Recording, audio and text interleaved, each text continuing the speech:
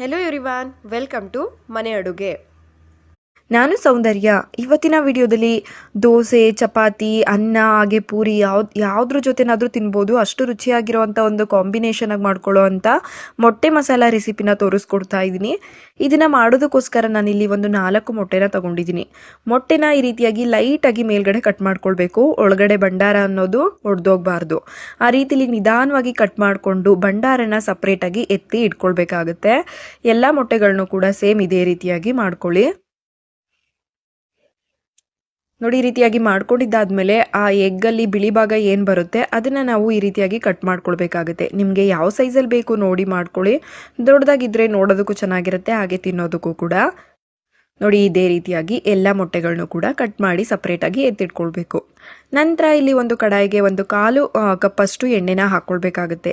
ಈ ಎಗ್ ಮಸಾಲಾಗೆ ಸ್ವಲ್ಪ ಎಣ್ಣೆ ಜಾಸ್ತಿ ಇದ್ದರೆ ಚೆನ್ನಾಗಿರುತ್ತೆ ಅಂತ ಹೇಳ್ಬಿಟ್ಟು ಅಷ್ಟೇ. ಎಣ್ಣೆ ಚೆನ್ನಾಗಿ ಬಿಸಿ ಆದಮೇಲೆ ಇದಕ್ಕೆ 1/4 ಟೀ ಸ್ಪೂನ್ ಆಗೋಷ್ಟು ಸಾಸಿವೆ ಹಾಗೆ ಜೀರಿಗೆನ ಹಾಕ್ಕೊಳ್ಬೇಕು. ಸಾಸಿವೆ ಮತ್ತು ಜೀರಿಗೆ ಚೆನ್ನಾಗಿ ಸಿಡಿದಿದ್ದಾದಮೇಲೆ ಇದಕ್ಕೆ 1 ಹಸಿಮೆಣಸಿಕಾಯಿನ ಸಣ್ಣದಾಗಿ ಕಟ್ ಮಾಡಿಬಿಟ್ಟು ಸೇರಿಸ್ಕೊಳ್ತಾ ಇದ್ದೀನಿ. ಹಾಗೆ ಒಂದು 5ರಿಂದ 6 ಇಕ್ಲಾಗುವಷ್ಟು ಬೆಳ್ಳುಳ್ಳಿನೂ ಕೂಡ ಸಣ್ಣದಾಗಿ ಕಟ್ ಮಾಡಿಬಿಟ್ಟು ಸೇರಿಸ್ಕೋಬೇಕು. ಇದ್ರ ಜೊತೆಗೇನೆ ಸ್ವಲ್ಪ ಕರಿಬೇವು ಕೂಡ ಹಾಕ್ಕೊಂಡು ಒಂದು 30 ಸೆಕೆಂಡ್ ಇದಿಷ್ಟು ಇಂಗ್ರೀಡಿಯೆಂಟ್ಸ್ನು ಕೂಡ ಒಂದು 30 ಸೆಕೆಂಡು ನಾವು ಫ್ರೈ ಮಾಡ್ಕೊಳ್ಬೇಕಾಗುತ್ತೆ ಎಣ್ಣೆಲೇನೆ. ಆ ಬೆಳ್ಳುಳ್ಳಿ ಅನ್ನೋದು ಚೆನ್ನಾಗಿ ಎಣ್ಣೆದಲ್ಲೇ ಫ್ರೈ ಆಗಬೇಕು. ನೋಡಿ, ಇದಿಷ್ಟಾದರೆ ಸಾಕು. ಇವಾಗ ಇದಕ್ಕೆ ನಾನು ಮೀಡಿಯಂ ಸೈಜ್ದು 3 ಈರುಳ್ಳಿನ ಸೇರಿಸ್ಕೊಳ್ತಾ ಇದ್ದೀನಿ. ದೊಡ್ಡ ಸೈಜಿಂದಾಗಿತ್ತು ಅಂತ ಅಂದರೆ 2ನ್ನ ತಗೊಳ್ಳಿ. ನಾನಿಲ್ಲಿ 3 ಈರುಳ್ಳಿನ ಹಾಕ್ಕೊಂಡು ಚೆನ್ನಾಗಿ ಫ್ರೈ ಮಾಡ್ಕೊಳ್ತಾ ಇದ್ದೀನಿ. ಒಂದು ಸ್ವಲ್ಪ ಕಲರ್ ಚೇಂಜ್ ಆಗೋವರೆಗೂ ಕೂಡ ಈರುಳ್ಳಿನ ಫ್ರೈ ಮಾಡ್ಕೊಳ್ಬೇಕು. ನೋಡಿ, ಅದಕ್ಕೆ ಬರಬೇಕಾಗುತ್ತೆ. ಇವಾಗ ನಾವು ಇದಕ್ಕೆ 1 ಟೀ ಸ್ಪೂನ್ ಆಗೋವಷ್ಟು ಶುಂಠಿ ಬೆಳ್ಳುಳ್ಳಿ ಪೇಸ್ಟ್ ಕೂಡ ಹಾಕ್ಕೊಳ್ಬೇಕು. ಹಾಕಿ ಅದ್ರದ್ದು ಹಸಿ ವಾಸನೆ ಹೋಗೋವರೆಗೂ ಕೂಡ ಮತ್ತೆ ಫ್ರೈ ಮಾಡ್ಕೋಬೇಕು 1-2 ನಿಮಿಷ. ನೋಡಿ, ಇವಾಗ ಚೆನ್ನಾಗಿ ಹಸಿ ಸ್ಮೆಲ್ಲೆಲ್ಲ ಹೋಗಿದೆ ಶುಂಠಿ ಬೆಳ್ಳುಳ್ಳಿದು ಕೂಡ. ಇವಾಗ ಇದಕ್ಕೆ ನಾವು ಸ್ಪೈಸಸ್ನ ಆ್ಯಡ್ ಮಾಡ್ತಾ ಹೋಗಬೇಕು. 1 ಟೀ ಸ್ಪೂನ್ ಆಗುವಷ್ಟು ರೆಡ್ ಚಿಲ್ಲಿ ಪೌಡರ್, ಹಾಗೆ 1 ಟೀ ಸ್ಪೂನ್ ಆಗುವಷ್ಟು ಧನಿಯಾ ಪುಡಿ. ಇದ್ರ ಜೊತೆ ಸ್ವಲ್ಪ ಅರಿಶಿನ ಕೂಡ ಹಾಕ್ಕೊಳ್ಳಿ. ಹಾಗೆ 1/4 ಟೀ ಸ್ಪೂನ್ ಆಗುವಷ್ಟು ಜೀರಿಗೆ ಪುಡಿ, ಸ್ವಲ್ಪ ಉಪ್ಪು, ರುಚಿಗೆ ಎಷ್ಟು ಬೇಕು ನೋಡಿ ಉಪ್ಪನ್ನು ಕೂಡ ಹಾಕ್ಕೊಂಡು ಮತ್ತೆ ಇದನ್ನು ಚೆನ್ನಾಗಿ ಸ್ಪೈಸಸಲ್ಲಿರುವಂಥ ಘಾಟ್ ಸ್ಮೆಲ್ ಹೋಗೋವರೆಗೂ ಕೂಡ ಮತ್ತೆ ಎಣ್ಣೆಲೆ ಚೆನ್ನಾಗಿ ಫ್ರೈ ಮಾಡ್ಕೊಳ್ಬೇಕು. ನೋಡಿ, ಸ್ವಲ್ಪ ಅರಿಶಿನ ಕೂಡ ಹಾಕಿ ಚೆನ್ನಾಗಿ ಮಿಕ್ಸ್ ಮಾಡ್ಕೊಳ್ಳಿ. ತುಂಬ ಕಡಿಮೆ ಇಂಗ್ರೀಡಿಯೆಂಟ್ಸ್ನ ಯೂಸ್ ಮಾಡಿಕೊಂಡು ಪಟ್ಟಂತ ಮಾಡ್ಕೊಳ್ಳೋ ಅಂಥ ಒಂದು ಎಗ್ ಮಸಾಲ ಇದು. ಒಂದ್ಸಲ ಟ್ರೈ ಮಾಡಿ ಈ ವಿಧಾನದಲ್ಲಿ. ನೋಡಿ, ಇವಾಗ ಚೆನ್ನಾಗಿ ಫ್ರೈ ಮಾಡ್ಕೊಂಡಿದ್ದಾದ್ಮೇಲೆ ನಿಮಗೆ ಗ್ರೇವಿ ಗೊಜ್ಜು ರೀತಿಲಿ ಬಂದರೆ ಸಾಕು. ತುಂಬ ಗ್ರೇವಿ ಥರ ಬರೋದು ಬೇಡ. ಎಷ್ಟು ನೀರು ಬೇಕು ನೋಡಿಬಿಟ್ಟು ನೀವು ಸೇರಿಸ್ಕೊಂಡು ಚೆನ್ನಾಗಿ ಒಂದ್ಸಲ ಮಿಕ್ಸ್ ಮಾಡಿಕೊಂಡು ಮತ್ತು ಇದ್ರ ಮೇಲೆ ಒಂದು ಲಿಡ್ನ ಕ್ಲೋಸ್ ಮಾಡಿಬಿಟ್ಟು 1-2 ನಿಮಿಷ ಚೆನ್ನಾಗಿ ಕುದಿಲಿಕ್ಕೆ ಬಿಡಬೇಕಾಗುತ್ತೆ.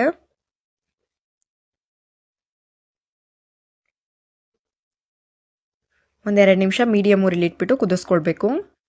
ನೋಡಿ, 1-2 ನಿಮಿಷ ಆದಮೇಲೆ ತೆಗೆದಿದ್ದಾದ್ಮೇಲೆ ನಮಗೆ ಚೆನ್ನಾಗಿ ಎಣ್ಣೆ ಎಲ್ಲ ಬಿಟ್ಕೊಂಡಿದೆ. ಇವಾಗ ಗ್ರೇವಿ ಚೆನ್ನಾಗಿ ಕುದ್ದಿದೆ ಅಂತ ಹೇಳ್ಬಿಟ್ಟು ಈ ಟೈಮಲ್ಲಿ ಇದಕ್ಕೆ 1/4 ಟೀ ಸ್ಪೂನ್ ಆಗೋಷ್ಟು ಗರಂ ಮಸಾಲ ಕೂಡ ಹಾಕಿ ಚೆನ್ನಾಗಿ ಮಿಕ್ಸ್ ಮಾಡಿಕೊಂಡು ಈ ಟೈಮಲ್ಲಿ ನೀವು ಉಪ್ಪು ಖಾರ ಎಲ್ಲ ಚೆಕ್ ಮಾಡ್ಕೊಳ್ಬೋದು. ಕಮ್ಮಿ ಇತ್ತು ಅಂತ ಅಂದರೆ ಉಪ್ಪು ಹಾಗೆ ಖಾರನ ಹಾಕ್ಕೊಳ್ಬೋದು.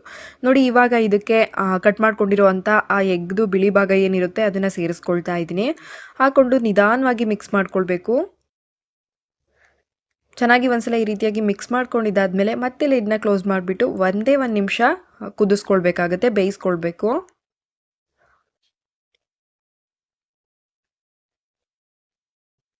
ಜಸ್ಟ್ 1 ನಿಮಿಷ ಮೀಡಿಯಮ್ ಊರಲ್ಲಿಟ್ಟು ಬೇಯಿಸ್ಕೊಂಡ್ರೆ ಸಾಕು, ಪಟ್ಟಂತ ರೆಡಿ ಆಗಿಬಿಡುತ್ತೆ. ನೋಡಿ, ಈ ಟೈಮಲ್ಲಿ ಕೊನೆಯದಾಗಿ ನಾವು ಇದಕ್ಕೆ ಭಂಡಾರನ ಸೇರಿಸ್ಕೊಳ್ಬೇಕಾಗುತ್ತೆ. ಭಂಡಾರ ಹಾಕೊಂಡಿದ್ದಾದ್ಮೇಲೆ ಜಾಸ್ತಿ ಪ್ರೆಸ್ ಮಾಡಿ ಮಿಕ್ಸ್ ಮಾಡ್ಕೊಳ್ತಾ ಹೋಗ್ಬೇಡಿ. ಲೈಟಾಗಿ ಈ ರೀತಿಯಾಗಿ ಮಿಕ್ಸ್ ಮಾಡ್ಕೊಳ್ಬೇಕು. ಹಾಗೆ ಮಿಕ್ಸ್ ಮಾಡ್ಕೊಂಡಿದ್ದಾದ್ಮೇಲೆ ಕೊನೆಯದಾಗಿ ಸ್ವಲ್ಪ ಸಣ್ಣದಾಗಿ ಕಟ್ ಮಾಡಿಕೊಂಡು ಕೊತ್ತಂಬರಿ ಸೊಪ್ಪನ್ನು ಹಾಕ್ಕೊಂಡು ಮಿಕ್ಸ್ ಮಾಡ್ಕೊಳ್ತು ಅಂತ ಅಂದರೆ ರುಚಿಯಾಗಿರುವಂಥ ಎಗ್ ಮಸಾಲ ರೆಡಿ ಆಗಿಬಿಡುತ್ತೆ.